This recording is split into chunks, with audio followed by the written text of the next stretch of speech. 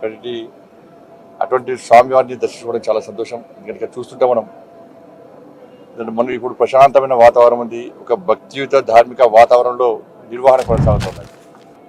మనం మొన్నటి వరకు చూసినాం. మనం దేవుణ్ణి నమ్మని వాళ్ళు, ధర్మం గురించి ఆలోచించని వారు, పేరుకు నామాలు పెట్టి స్వామివారి ఆస్తులకు పంగనామాలు పెట్టేటువంటి ఆ నయవంచకులు పోయి నిత్యం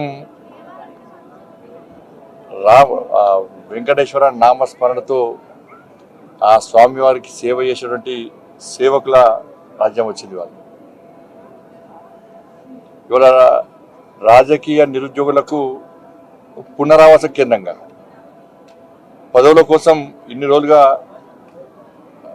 ఈ టీటీడీని వాడుకునే ప్రయత్నం చాలామంది చేసింది. నేను చాలా సందర్భాల్లో చెప్పినాను, మేము ఎవరు కూడా ఏ మతానికి వ్యతిరేకం కాదు, ఏ వ్యక్తులకు వ్యతిరేకం కాదు, ఏ మతానికి కించపరిచిన వ్యక్తులం కాదు. కానీ హిందూ ధర్మానికి వ్యతిరేకంగా హిందువుల ఆరాధ్య దైవంగా భావించినటువంటి ఈ పవిత్రమైన ప్రాంతాన్ని అపవిత్రం చేయడానికి, వారి ఆస్తిపాస్తులు పెంచుకోవడానికి, శ్రీవారి ఆస్తులను కొలదడానికి, ఇతర మతస్థులకు అధికారం అప్పచెప్పడం వలన ఎలాంటి అనర్థాలు జరిగిన మనందరికీ తెలిసిందే. అందుకే రెండు కొండలవాడ గోవింద గోవింద అనే వ్యక్తులు వేరు.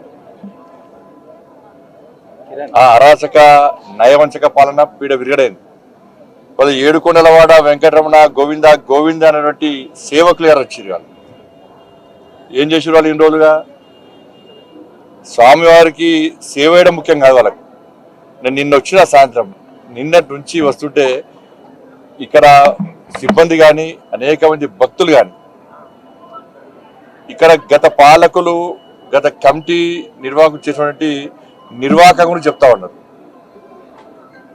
అక్రమ దందా, లంగ దందా, లఫంగ దందా, దొంగ దందాలు చేసి వాళ్ళ స్వామివారి ఆస్తిని, జాతీయ సంపదను కొల్లగొట్టే ప్రయత్నం చేశారు. వాళ్ళ ఎర్రచందనం, వీళ్ళంతా వీరప్పన్ వారసులు. అంతా కూడా వీరప్పన్ వారసుల చేతిలో మొన్నటి వరకు కూడా టీటీడీ ఉండే. స్వామివారి పవర్ ఎంతో తెలుసు, స్వామివారి శక్తి ఎంతో తెలుసు. సరే 10 సంవత్సరాలు వాళ్ళు ఆడింది ఆట, పాడిందే పాట కావచ్చు. ఇవాళ ఏమైంది పరిస్థితి? స్వామివారి జోలు పోతే ఏమైంది పరిస్థితి? బట్ ఎర్రచందనం పేరుతోని దొంగదండా చేస్తూ వేల కోట్ల రూపాయల స్వామివారి ఆస్తిని, జాతీయ సంపదను దోచుకుంటూ వాళ్ళే ఇవాళ రాజకీయాలను శాసించే స్థాయికి వచ్చారు. రాజకీయ నాయకులను వాళ్ళ గుప్పిట్లో పెట్టుకొని ఎన్నికల్లో గెలవాలన్నా, ఎన్నికల్లో ఖర్చు పెట్టాలన్నా, పార్టీలు నడవాలన్నా, చివరకు ప్రభుత్వాన్ని కూడా అప్పులు ఇచ్చే స్థాయికి వచ్చినట్టే. ఇంతకన్నా దుర్మార్గం, ఇంత సిగ్గుచేటి కూడా కాదన్న విషయాన్ని మనం గుర్తుంచుకోవాలి. తప్పకుండా దీన్ని వదిలిపెట్టే ప్రసక్తి లేదు. గతంలో విషయంలో చంద్రబాబు నాయుడు గారు మాట్లాడారు, పవన్ కళ్యాణ్ గారు మాట్లాడారు, మా భానుప్రకాష్ గారు, అందరూ కూడా ఈ విషయంలో చాలా సందర్భాల్లో ఫైట్ చేశారు.